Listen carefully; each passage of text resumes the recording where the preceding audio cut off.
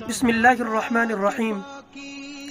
ناظرین، ہم بات کر رہے تھے غزوہ بدر کے حوالے سے، اور ہماری گفتگو پہنچی تھی کہ ساری رات اللہ کے محبوب نے اللہ سے ان 313 کے لیے مانگا، اور کچھ روایتوں میں یہ بات موجود ہے کہ خود سرکار دو عالم صلی اللہ علیہ وسلم ان 313 کے اندر موجود تھے، بشمول حضور علیہ الصلوۃ والسلام خود 313 تھے۔ اور آج ہم بات کریں گے کہ صحابہ کے پاس گھوڑے کتنے تھے، اونٹ کتنے تھے، نیزے کتنے تھے، ڈھالیں کتنی تھی، تیر انداز صحابہ کے پاس کتنے تھے۔ میں کچھ روایتوں میں اس بات کا مطالعہ کر رہا تھا کہ صحابہ کو مدینہ منورہ سے نکلتے ہوئے مکمل طور پہ اس بات کا اندازہ نہیں تھا کہ باقاعدہ طور پر جنگ ہوگی۔ کچھ روایتوں میں یہ بات موجود ہے کہ صحابہ اس نظریے سے مدینہ منورہ سے روانہ ہوئے تھے کہ کفار کے لشکر کو صرف روکنا مقصود ہے۔ بس صحابہ اس تیاری سے مدینہ شریف سے روانہ ہوئے تھے۔ بہرحال ہم بات کرتے ہیں کہ صحابہ کے پاس کتنے گھوڑے تھے۔ 313 صحابہ ہیں اور 2 گھوڑے تھے۔ 313 صحابہ ہیں اور 70 اونٹ تھے۔ 313 صحابہ ہیں اور گنتی کی تلواریں تھیں۔ 313 صحابہ ہیں، گنتی کی نیزیں ہیں۔ 313 صحابہ ہیں، گنتی کی تیر انداز ہیں۔ ذرا سوچئے، نہ تعداد میں مکمل ہیں، نہ تیاری میں مکمل ہیں، نہ ہتھیار میں مکمل ہیں، لیکن صرف حضور علیہ الصلوۃ والسلام کے ہاتھ پر بیعت کرنے کی وجہ سے ایک لبیک پہ صحابہ میدان جنگ کے اندر ڈٹ گئے تھے۔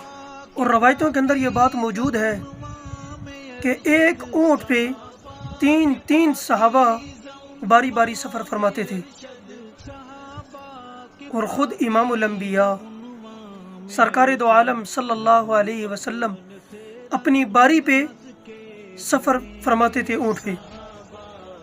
صحابہ عرض فرماتے، یا رسول اللہ صلی اللہ علیہ وسلم آپ سوار رہیں، لیکن حضور علیہ الصلوۃ والسلام اپنی باری پہ سفر فرماتے تھے۔ فتح مکہ ہمیں بہت بڑا سبق دیتا ہے، بہت بڑا، کہ قیادت اگر مخلص ہو،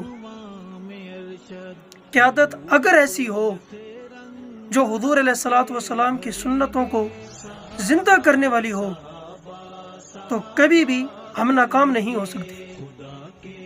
اس لیے جب بھی اپنا رہنما چنیں، اپنی قیادت چنیں، تو اس کے اندر دیکھیں کہ قیادت بننے کی جو شرائط ہیں وہ بھی پوری ہیں یا نہیں ہیں۔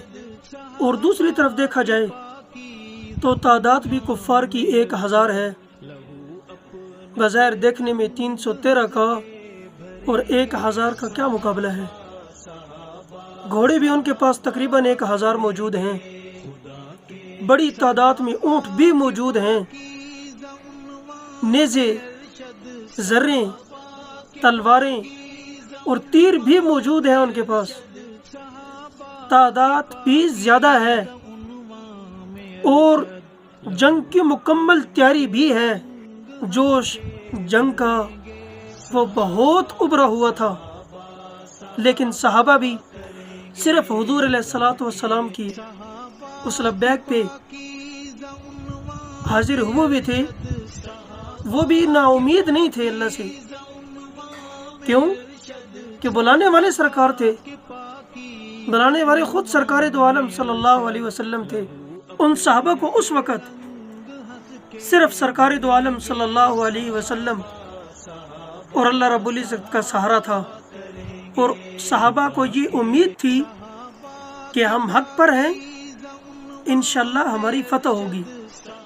ناظرین، بات کافی لمبی ہو رہی ہے، اگلی ویڈیو میں انشاءاللہ ہم جانیں گے کہ غزوہ بدر کے اندر مسلمانوں میں سے میدان جنگ میں حضور علیہ الصلوۃ والسلام نے سب سے پہلے کن صحابہ کو مقرر فرمایا۔